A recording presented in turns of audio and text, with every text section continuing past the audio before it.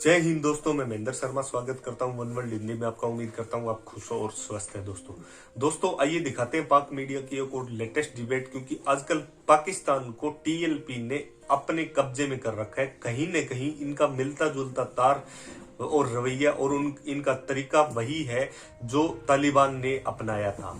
तो दोस्तों आज पाकिस्तान की सरकार को, इमरान खान की हुकूमत को कहीं न कहीं लेने के देने पड़ गए और इस रवैये पे कैसे अपने स्टैंड को क्लियर करें इनको खुद को पता नहीं है। तो दोस्तों आइए दिखाते हैं आपको ये डिबेट और आप डिबेट में देखोगे कैसे ये पाकिस्तान के इमरान खान का एक चमचा कैसे बिफर पड़ा जब एक पैनलिस्ट ने सच्चाई बता दी तालिबान पे, टीएलपी पे और तालिबान के रवैये के तरीके का। तो दोस्तों देखिए डिबेट और कमेंट में अपनी प्रतिक्रिया जरूर दें। लास्ट में आपसे रिक्वेस्ट करूं, अगर आप मेरे चैनल पे नए हैं तो मेरे चैनल को सबसे पहले सब्सक्राइब कीजिए, लाइक शेयर कमेंट जरूर कीजिए। दोस्तों जय हिंद, वंदे मातरम, भारत माता की जय। दोस्तों दिन पहले 325 लोग आपने उनके छोड़े हैं। ये ग्रे था कि व्हाइट था कि ब्लैक था कि जब आपने 325 लोग उनके बगैर किसी बेल बॉन्ड्स के रिहा कर दिए जो आपने अरेस्ट किए हुए थे।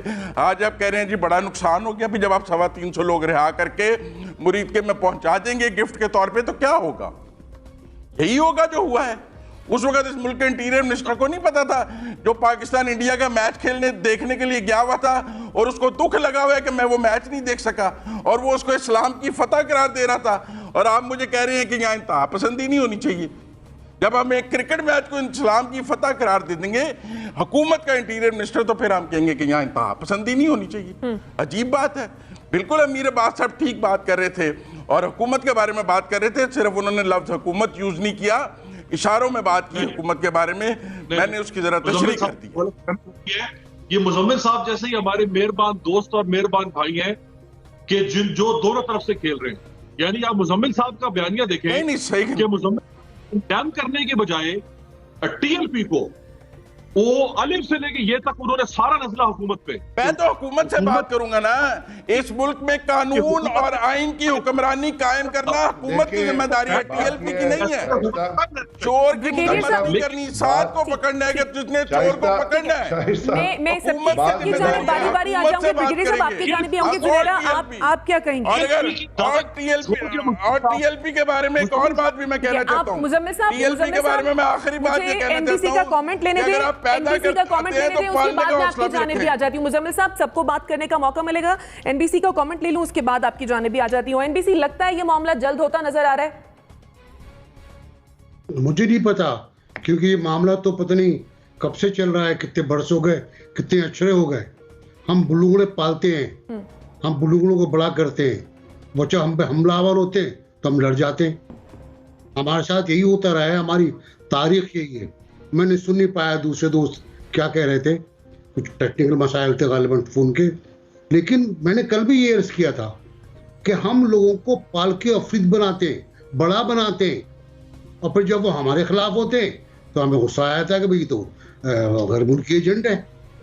भाई वो पहले से होंगे, आपको पता नहीं था। आप जब जाते थे वहां पर फातिहा पढ़ने के लिए, दुआएं करने के लिए, हाजिरी देने के लिए, दस्तार बंदी करने के लिए, तब आपको होश नहीं था कि आप ये क्या कर रहे हैं, क्योंकि उस वक्त हजब खिलाफ में थे आप। उस वक्त हुकूमत जो थी वो उनके खिलाफ थी। आज वो दबे दबे वो हजब खिलाफ में, वो दबे दबे लफ्जों में बात कर रहे हैं। मुनाफिकत हमारे यहाँ हर तरफ से है। मैं पाकिस्तान की बदकिस्मती कहूँगा इस बात को कि हमारे यहाँ ग्रुपों को बाकायदा बनाया गया, उनको परवान चढ़ाया गया और फिर वो हमारे लिए खतरा बन गए, हमारे लिए अजाब बन गए। वो हुकूमत को छोड़ें आप, अवाम के लिए अजाब बन गए वो। अब मैं इस हुकूमत की बात कर रहा हूँ आपसे। इस हुकूमत में इतने कंट्राडिक्शंस हैं। इसी मसले पर ले लें, बाकी को छोड़ दें आप, नैब के चेयरमैन को छोड़ दें आप, एफबीआई के चेयरमैन को छोड़ दें आप, गंदुम की स्मगलिंग को छोड़ दें। इस मसले के ऊपर कि फवाद चौधरी साहब ने बहुत टिका के बहुत ज़बरदस्त बयान दिया कि भाई पहले कातिल हमें हवाले करो, सड़कें खाली करो और उसके बाद फिर देखेंगे क्या होता है। मुज़ाकरात उससे पहले नहीं होंगे। शेख साहब कहते हैं मेरा फ़ोन हरबत खुला हुआ है। अल्लामा ताहिर अशरफी साहब कहते हैं कि मैं सऊदी अरब से वापस आ रहा हूँ, सिर्फ मुज़ाकरात मसले का हल हैं। असद उमर कहते हैं मुज़ाकरात नहीं होंगे, प्राइम मिनिस्टर कहते हैं कि जी बस अब खत्म करें मामले को, सड़कें खाली कराएं, मुल्क को नॉर्मल करें। ऐसे नॉर्मल नहीं होता है।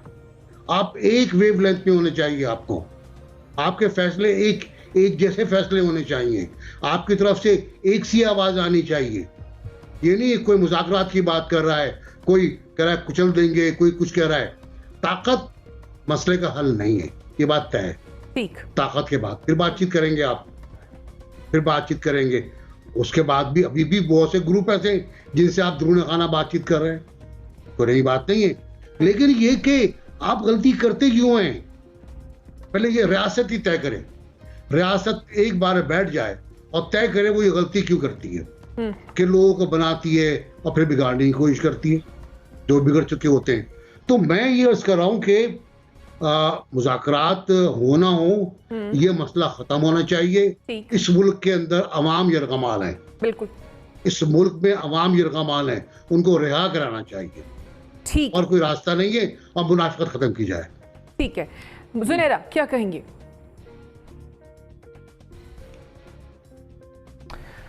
देखिए, जब अफ़गानिस्तान का मामला डिस्कस हो रहा था, अभी इवैक्यूएशन जब हुई है यूएस ट्रूप्स की वहाँ से, और उससे भी बहुत पहले जब एपीएस हुआ, हमने बड़ी डिबेट्स देखी हैं पाकिस्तान में, जोश व खरोश से होती थी।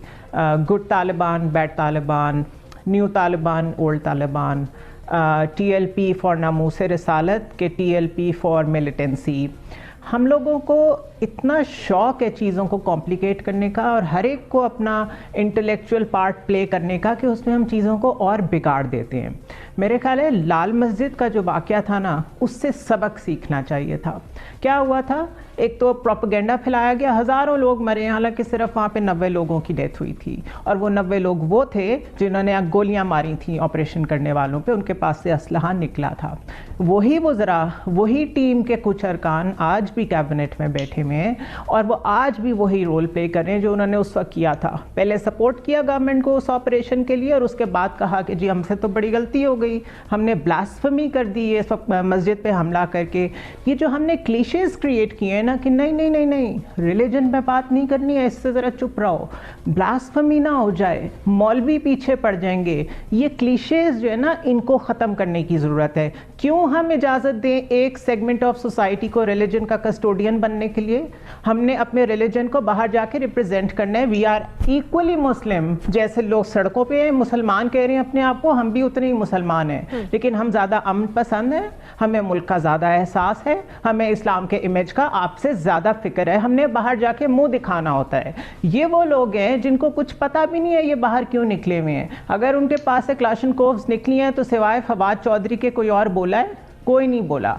अभी अमीर जो बात कर रहे थे 100% सही बात कर रहे थे कि विकेट के दोनों तरफ मुनाफकत जो हो रही है, क्या आप सिर्फ पीटीआई के ऊपर क्रिटिसिज्म करके इस मसले का अगर हल निकाल सकते हैं तो चलें हम इकट्ठे शुरू हो जाते हैं। हर चीज़ को आप पोलिटिसाइज करते हैं। For God sake, this is about internal security of Pakistan. Rangers को बुलाया जा रहा है, आप कंडेम करने के बजाय अभी भी पॉलिटिकल पॉइंट स्कोरिंग कर रहे हैं कि पीटीआई की ये तबीयत ठीक नहीं है, पीटीआई की हालत ठीक नहीं है। सो यूनिटी की ज़रूरत है, इस वक्त एक वॉइस की ज़रूरत है। बहुत अफसोस होता है जब DW पे, BBC पे, अल जज़ीरा पे ये दिखाया जाता है कि पाकिस्तान की सड़कों पे इस्लामिस्ट इस वक्त कंट्रोल में है। इसका मतलब मालूम है सबको।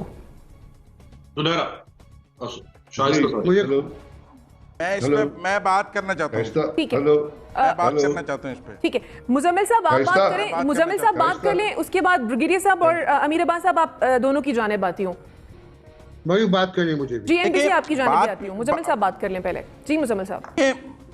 देखें, बात पीटीआई की नहीं है, बात सिटिंग गवर्नमेंट की है। लॉ एंड ऑर्डर की किसी भी सिचुएशन से निपटना ऑपोजिशन मीडिया का काम नहीं है, ये काम गवर्नमेंट का है। अगर कोई गवर्नमेंट अपनी इस फर्ज को पूरा करने में कोताही कर रही है, अगर कोई अस्करी विंग है, कोई कलअदम तंजीम है, उससे डील करने में कोताही कोई हुकूमत कर रही है, तजाद हुकूमत के अंदर है, तो आप उसका बर्डन सोसाइटी के दूसरे सेगमेंट्स पे कैसे शिफ्ट कर सकती हैं? देखिए मेरी बात सुने, ये बात कोई इमरान खान की मुखालफत में नहीं कर रहे हम। देखिए बात यह है कि क्या इमरान खान साहब ने पिछले 4 दिन में कोई बात की है टीएलपी के ऊपर? प्राइम मिनिस्टर ने कोई वादे क्या कैबिनेट का कोई हंगामी इजलास हुआ है जिसमें सिचुएशन को डिस्कस किया गया है? बात यह है कि क्या नेशनल सिक्योरिटी काउंसिल का इजलास किया है वैसे वजीर आजम साहब ने? कल किया है। 6 दिन हो गए हैं, जीटी रोड बंद है, लोग मर गए हैं या ट्रैवल नहीं हो पा रहा जीटी रोड पे, और 6 दिन बाद ये हुकूमत जागी है। मेरा मतलब है यहाँ जूम पर मीटिंगें हो जाती हैं, आज तो फिजिकल प्रेजेंस की भी जरूरत नहीं है। प्राइम मिनिस्टर कैबिनेट का इजलास तो मदीने में बैठ के भी कर सकते थे, जहां होटल में बैठ के मैच देख रहे थे, वहां से कैबिनेट का हंगामी इजलास भी जूम पे कर सकते थे। वो कौन सा ऐसा मसला था? डिसीजन लिए जा सकते थे। लेकिन जब अगर हुकूमत को, लेकिन मैं ये कहना चाहता हूं कि जब हुकूमत पर जिम्मेदारी जिसकी है, तनकीद उसी पे करेंगे ना। चलिए, आपके ख्याल में घर चले गए हैं, उन्हीं को गालियां